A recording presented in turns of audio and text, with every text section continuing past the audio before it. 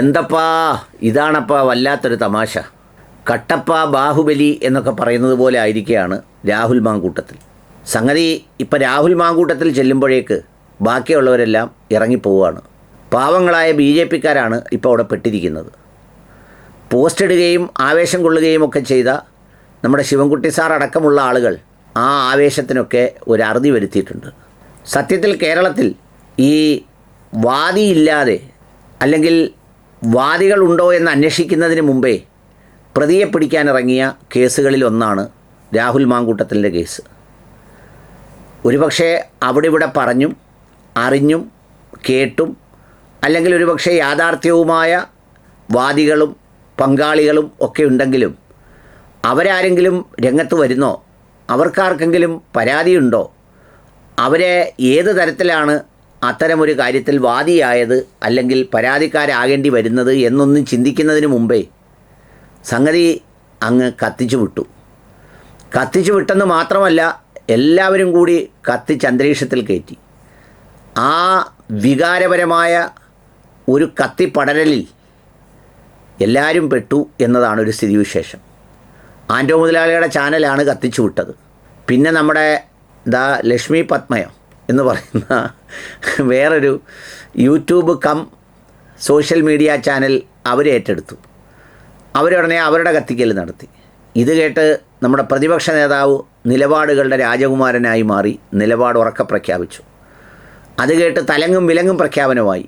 അദ്ദേഹത്തെ സസ്പെൻഡ് ചെയ്തു. ഉടൻ തന്നെ ക്രൈംബ്രാഞ്ച് സംഘത്തെ രൂപം കൊടുത്തു. നമ്മുടെ ശബരിമല സ്വർണ്ണക്കേസിനേക്കാൾ വേഗതയിലാണ് കാര്യങ്ങളെല്ലാം കത്തിപ്പടർന്ന് മുന്നോട്ട് പോയത്.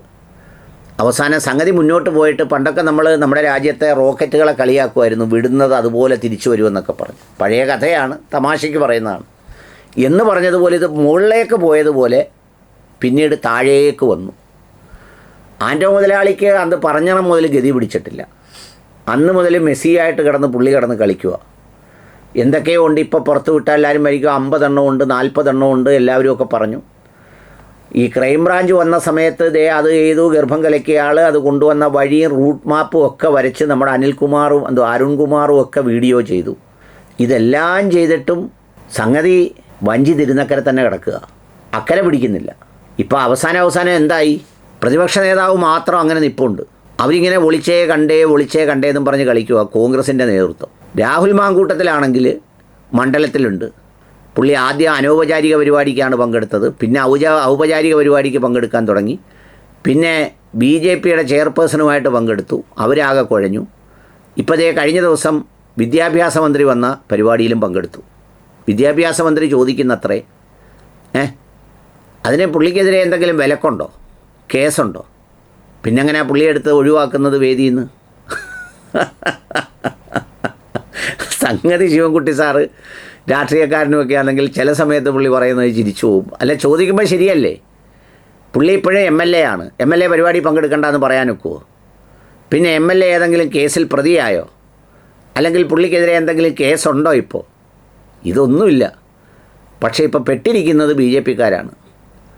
ഇപ്പോൾ ടൂത്ത് പേസ്റ്റ് ചെല്ലുമ്പോൾ കീടാണ് ഓടുന്നത് കാണിക്കുന്ന പരസ്യത്തെ പോലെ, അല്ലെങ്കിൽ പ്രകാശം ചെല്ലുമ്പോൾ ഇരുട്ട് ഓടി അകലുന്നു എന്നൊക്കെ പറയുന്നത് പോലെ ഇവരെല്ലാം തകർത്ത് വെച്ച് ഓടുക. ഇന്നലെ കൃഷ്ണകുമാറേട്ടൻ്റെ ഭാര്യയെ ഓടിയിറങ്ങിപ്പോയി.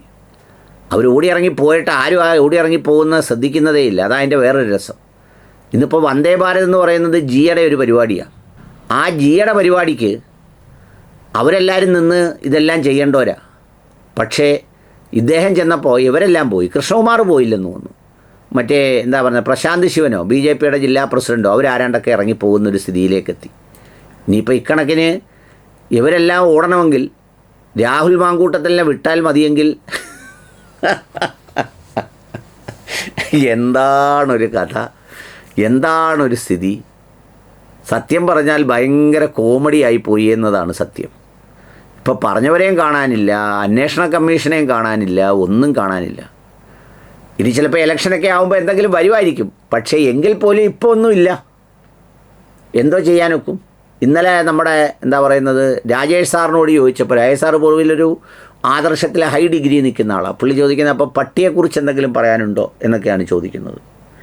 ഇതുപോലൊരു വർത്തമാനം പറഞ്ഞാൽ പുള്ളി ജയിച്ചത്, മറ്റേ എതിർ സ്ഥാനാർത്ഥി പറഞ്ഞാൽ പുള്ളി ജയിച്ചത്. പക്ഷേ പുള്ളി അതൊക്കെ മറന്നുപോയി, പുള്ളിയും കത്തിച്ചു വിടുക. ഇപ്പോൾ സത്യം പറഞ്ഞാൽ ഇപ്പോഴത്തെ ഒരു സ്ഥിതി അനുസരിച്ച് എനിക്ക് തോന്നുന്നത് ബാക്കി എല്ലാ സ്ഥലത്തും ജയിക്കുന്നതിന് മുമ്പ് പാലക്കാട് ജയിക്കുന്ന ഒരു സിറ്റുവേഷനാണ് കാണുന്നത്. അതിൽ ജീർണതയാണോ തിളക്കമാണോ അല്ലാത്തതാണോ എന്നൊക്കെ ചോദിച്ചാൽ ഈ ഇലക്ഷന് ജയിക്കുമ്പോൾ എല്ലാവരും ജീർണതയാണെന്നൊന്നും പറയുന്നില്ലല്ലോ. എല്ലാവരും അവരുടെ മിടുക്കൊണ്ടാ ജയിച്ചതെന്നല്ലേ പറയേണ്ടത്. ഇപ്പോൾ ഏതായാലും വല്ലാത്തൊരു പുകിലാണ്. ചുരുക്കത്തിൽ ഇതിൽ കയറി പിടിച്ചവരെല്ലാം കുഴഞ്ഞു. ആൻറ്റോ മുതലാളി കുഴഞ്ഞു. നമ്മുടെ പപ്പേച്ചി ആണെങ്കിൽ ചാനലിലെ വനിതാ ചേച്ചി, അപ്പോൾ പേര് ഞാൻ മറന്നു, ലക്ഷ്മി പപ്പേച്ചി, അവരാണെങ്കിൽ മെസ്സഞ്ചറിലൊക്കെ പോയി ഗർഭമുണ്ടോ എന്ന് തിരക്കി, അതെല്ലാം കിടന്ന് കുഴഞ്ഞു. പിന്നെ അതുപോലെ വിളിച്ച് അന്വേഷിച്ച എന്താ ശ്രീതാദേവി കുഞ്ഞമ്മയോ, നമ്മുടെ പത്തനംതിട്ടയുള്ള ജില്ലാ പഞ്ചായത്ത് മെമ്പർ, അവർ പാർട്ടി വിട്ടു. പിന്നെ നമ്മുടെ പാലക്കാട് ചെയർപേഴ്സൺ വന്നതിന് ഇത് കൊടുത്തു, അവർ ഇനിയും പങ്കെടുക്കും, എന്നെ ആരും വിലക്കിയിട്ടില്ലെന്നും പറഞ്ഞ് അവിടെ പ്രശ്നമായി. ഇപ്പോൾ ഇതാ ശിവൻകുട്ടി എടുത്ത് പോയേക്കുന്നത് ശിവൻകുട്ടിയുടെ പ്രശ്നമായി. എല്ലായിടവും പ്രശ്നം തന്നെ പ്രശ്നം. ഈ രാഹുൽ മാങ്കൂട്ടത്തിലാകട്ടെ ഒരു പ്രയാസവും ഇല്ലാതെ പാൻറ്റും ഉടുപ്പും മുണ്ടുമൊക്കെ ഇട്ട് വളരെ കൂളായിട്ട് നടക്കുകയും ചെയ്യുന്നു.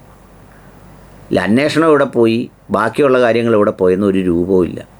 ചുരുക്കത്തിൽ ശിവൻകുട്ടി മെമ്പർ ചോദിച്ച പോലെ അല്ല എന്താ കേസ്, അല്ല എന്തുമായിരുന്നു പരാതി എന്ന് ചോദിക്കുന്ന സ്ഥിതിയിലേക്ക് കാര്യങ്ങളെത്തി. പ്രതിപക്ഷ നേതാവ് വിട്ടിട്ടില്ല. പ്രതിപക്ഷ നേതാവ് ആ പിടിയിൽ തന്നെ നിൽക്കുക. അത് ആ വിട്ടുവീഴ്ച ചെയ്യാൻ ഒരു കാരണവശാലും തയ്യാറല്ല. ഉറച്ചു നിൽക്കട്ടെ. കാണാം ബാക്കി കാത്തിരുന്നു.